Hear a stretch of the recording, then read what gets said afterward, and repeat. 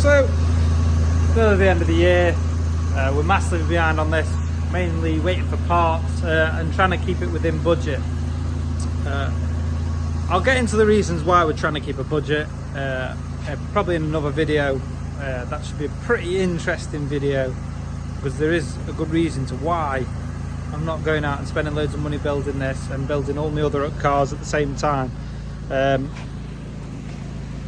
Everything else on the yard is getting done as and when, but my projects, my personal projects, they're taking sort of the back burner approach, because I'm trying to save some money up, because this shed we're in at the moment isn't quite big enough.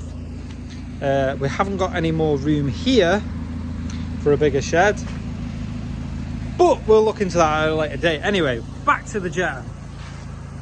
Some parts have turned up for the Jetta. The rear brake conversion, all the bits are here for it, so we're going to get on with that today. We're going to convert the rear brakes to vented rear calipers off a 225. So this will basically have 225 engine, 225 brakes, and 225 brakes in the rear. So it should stop pretty well and it should go pretty well, which when it comes to cars, that's what you want, is it to go well and stop really well as well. And then I've got to start putting the dash in, get all the dash stuff finished off, and then put the bumper back on, and then it'll just be literally check the lights. I need to do something about wheels and tyres. I haven't decided what yet. Trying to find wheels and tyres is so difficult, because I have probably 30 sets of 5x100 wheels that are either 18s, 17s, or 19s going higher, where really for this could do with 16s. Finding 16-inch 5x100 wheels that fit a Jetta for cheap is going to be an issue. But like I say, we're trying to keep on a budget. We're trying not to spend the earth on this. I will tot up how much this car owes me very shortly. I've owned the car for a long time. It owed me £1,000 in the beginning. That's all I paid for it. And then all I've done is pull it bits and put it back together. So far what we've spent on is track slag intake pipe and track slag exhaust, master cylinders, brake cylinders, stuff like that. So we're probably at total spent 1,100 quid, but I will do the maths and we will work out exactly how much it's cost me so far to get to this point. And to keep in with the budget theme, I think even when I do get on the road, I do think, oh, it needs a bit of paint and it wants tidying up. I think I'm going to find someone very cheap to paint it, and we're going to have a really cheap paint job and see what that turns out like. But same again, that's for another video. Today we're going to do the rear brakes and try and upgrade the rear brakes on it. It's currently sat there running away, purring away, runs perfectly. There's a lot of extra wires and pipes and stuff hanging down from the bottom, but we can tidy all them up, get the front bumper back on and the grille finally fitted for the final fit. And that's it. Once all those are on, they won't be coming back off again. This thing will be going for an MOT. We'll see what it fails an MOT on, which should be nothing. And then we can enjoy it for a bit. Take it to... I've got a couple of cheap charity track days this year to do, which I normally take my TT. I normally take my TT to those charity days. This, I think I'll take to one or two of the charity days, just as a bit of a piss about, and to have some fun. I'll also do a video on what 2025 has to hold, because there's a whole heap of stuff that we want to get done for 2025, including finishing the drift TT and doing a bit of drifting. I want to put my 500 horsepower engine in my TT and get that ready and do a Nürburgring trip video of me driving a 500 horsepower TT around the Nürburgring. We'll be aiming for low 8s at the Nürburgring with only 10 laps under my belt, and then we may even have another trip planned for the Nürburgring where I'll take the new TDI TT and hopefully get Misha to drive that. So that'll be a very interesting video. A lot to come. Let's get to work. So once again, we're going to be waiting on parts.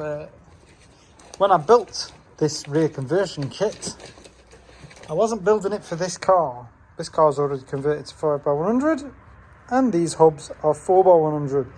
So we're going to have to order some 5x100 hubs, because these are built into the disc. Otherwise I'd just run these. But yes, first hurdle. So I suppose let's get the dash put back in and get everything on the dash working. But yeah, that shot me in the foot with that job. So, chuck the dash in. Got this centre console surrounding. So what I need to do is fit the top vent. So the vent air goes up and does the inside of the window screen. I need the bottom vent. I need to pull that apart and check it's full of crap. And I also need to replace the covers for these two. And then I need to find all the pieces to put all this in. All the switches, get the dash pod in, get the steering wheel back on, get the lower covers in, find a nice home for the ECU behind the glove box or in the glove box, one of the two, I haven't decided yet. But yeah, one of the best dashboards ever made, the Mark II Golf. Love sitting behind the Mark II dash. So my choice material for filling these holes is some Dodo mat. Got some good thickness to it, should have plenty of stick, and it should also withstand up to the heat that we're dealing with. So let's get them cut out to size and ram them in there, and then at least we know the heating system is going to hold the air how it's supposed to.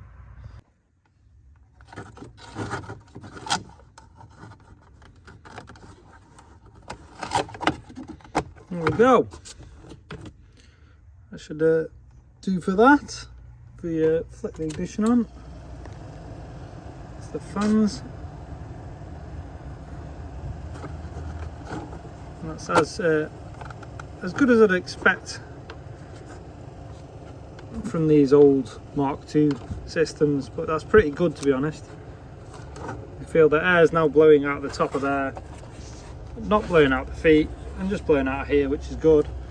So yeah. So that was successful. Now I can continue fitting the rest of the dash.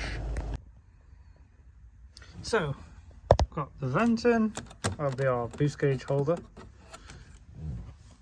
That vent in, all these front vents, just need screwing up. And then yeah, that's it, all the vents will be in and working. Put this dash panel back in, put the clocks back in, full dash working. As you can see, there's a bit of surface rust just on these floors. Before I put the carpet in, I'll lay down a bit of black zinc rich etch primer, put the carpets down. We'll probably come back and cover these in some sort of Dynamat or something at a later date. But more than anything, it's about getting the car back together and on the road. So I've got another project that drives instead of so many projects that are just parked up.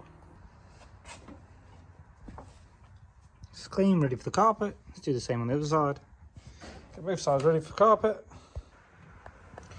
So, still untidy loom, but carpet's in, centre console's sort of back in. Obviously we need to find a solution to fit round this O2J style shifter. It's actually an O2M with a converter on it. Something like maybe a spacer or something that just moves that forwards a bit. But we'll worry about that at a later date. That's not really important. I can drive it around like that for now and get all my gears, which is perfect. This vent panel just wants putting back in. Then there's this loom here, which is what was left of a radio loom that's been wired very poorly. There's some random unknown wires, obviously, that I'm going to have to pin back to the fuse box, find out where they belong. This one here is the exciter for the electric windows, and obviously the electric windows are for all four corners, and then there's obviously a parental lock for the rear, so that needs sorting out. Then ECU tucked up there, that dash panel back on, the front glove box in, put the steering wheel back on, and then we've almost got a full dash. I need to find out why none of the actual lights come on their own. This blue and grey here is the power for all the illumination, so that'll be power for the dash illumination, cigarette lighter illumination, all these panels, their illuminations. is all through this blue and grey. So obviously part of finding the issue is finding where that blue and grey goes, and also finding where this connector goes to. So it doesn't look like a lot, but the dash is in.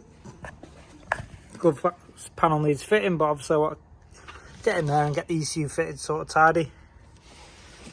All the switch panels in. Windows work, fog lights work, rear heat screen works, horn works, all the things on the dash. Other than the clocks, obviously, tacho don't work because we need tach converters and stuff like that. But yeah, carpets are back in, centre console's back in, seats are back in, just need a general tidy up now. Fantastic material, the standard factory Mark II Jetta seats. If I can get them all the way that clean, that'd be lovely. So yeah, these need a good clean up. But we've still got the car cover on. Dash is starting to come up a bit cleaner. Start clearing all the crap out of the floor. But yeah, she sits running happy as Larry. Window wipers now work full with the intermittents and everything, which is brilliant. Yeah, getting there slowly.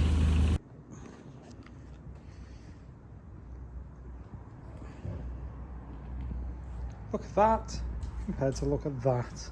Tired, old, dull, disgusting, boring. This isn't even cleaned off yet, and it looks 10 million times better. You can see the dent's better now, can't you? So, after a bit of a parts delivery, I now have the right outer hubs, because obviously before I had the 4 stud ones, I needed the 5 stud ones, because my car is already converted to 5 stud. It's a Mark III rear axle, Mark III GTR brakes, but we're going to upgrade them. So I'm going to do this, take this plate off. It's going to be replaced by this plate, this stub axle, these spacers, these hubs, and then it's going to run standard 225 TT rear discs and pads and rear calipers. It's making this a vented 256mm rear setup. Let's get to work. So we fast forwarded a little bit here, and we've also changed the disc size on the rear. So I was going to fit a 256mm disc on the rear. We've now gone up to a 280mm disc with a 225 vented rear caliper. Let's get the other side fitted, and also let's see if we can fit a 16-inch wheel over this. There we go. Now we can reference a size difference between the old calipers and the new ones. If we hold that up there, down the centre, it's around about a 210mm disc. I will get the other side. So that's what they were before. So yes, this big brake is probably an upgrade. Can't fit 16s on anymore. Have to go to 17s. That's going to make wheel options and wheel choices really difficult. Unless we go 17s in the rear and 16s in the front. Undecided yet. We'll find out. So for once she actually looks half tidy, I've actually given her a pretty good clean on the outside. And as you can see, it's a lot less yellow than it was before. I've only done one half of the car. So look, clean. The filth we're dealing with before, look how filthy this is. Minging, horrible. Like, this is 5-year-old, not been washed in 5 years. This side. See all the dirt around here. Dirty side, clean side, and then look at that. Oh, it's even got a bit of a shine to it. Quite happy. She's starting to look good. Starting to look like we've got a bit of an interior. We've got seats in and carpets in. Need to clean all the door cards up. But look at this. So I think that rounds up this episode. Grill's hanging off. The car's 99% of the way, well 99, 98% of the way there. Not a lot left to do now. I've got to decide on wheels. The wheels are going to be the hardest thing now. I've fitted those 280mm brakes at the back, which makes fitting wheels over them pretty hard. So I could probably get a 16 on, but I'll have to try out the 16s before I put them on to see if they're going to fit, because it's obviously quite tight around the barrel. I just need to pick up all my crap out the inside and just finish off that ECU location, and then it is just a matter of taking it for MOT. It shouldn't fail on anything, but we will see. So yeah, I'm about done today. Back to work on Monday, so this will probably slow down again, which is not ideal, but at the same time, got to make money, otherwise I can't do this. So yeah, Jetta will be taking a bit of a pause, and we'll be trying to work on getting the shed and getting the farm organised where we're going to put the shed. So till next time, like, follow, subscribe, you know what to do, and we'll build some cool cars this year, because we've got Drift TT in the background that needs building, and quite a few other projects that I'm hoping to get done. So you know what to do.